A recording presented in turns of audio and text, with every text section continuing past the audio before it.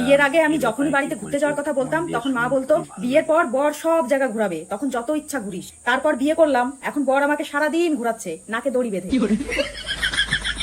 বিয়ের আগে আমি লাউ খেতাম না, উচ্ছে খেতাম না, আর এখন আমি লাউ, কুমড়ো, উচ্ছে, ভিন্ডি সবকিছু খেয়ে ফেলি, শুধু রান্নাটা যদি মায়ের হাতের হয়।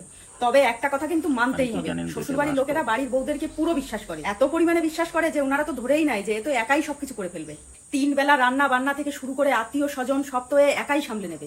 যত বাসন হোক, যত জামা কাপড় হোক, সব ধুয়ে ফেলবে, নিজে টিপটপ থাকবে, ঘর বাড়ি টিপটপ রাখবে, সবসময় হাসি মুখে থাকবে, 102 জন নিয়েও সকলের সেবা যত্ন করবে।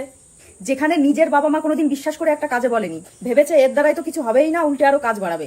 বিয়ের আগে আমি একটা রুমালও ধুতে পারতাম না, আর এখন আমি শার্ট, প্যান্ট, কুর্তা, পাজামা, দরজার পর্দা, জানালার পর্দা, বেড কাভার, ঘর বাড়ি সবকিছু ধুয়ে ফেলি। বিয়ের আগে আমি বাবার পরি ছিলাম, তারপর বিয়ে করে বরের পরি হলাম, তারপর 2 পরি মিলে আমার উপরে ভর করলো, আর এখন আমি উড়ে উড়ে ঘরের ঝুল পরিষ্কার করে বেড়াই।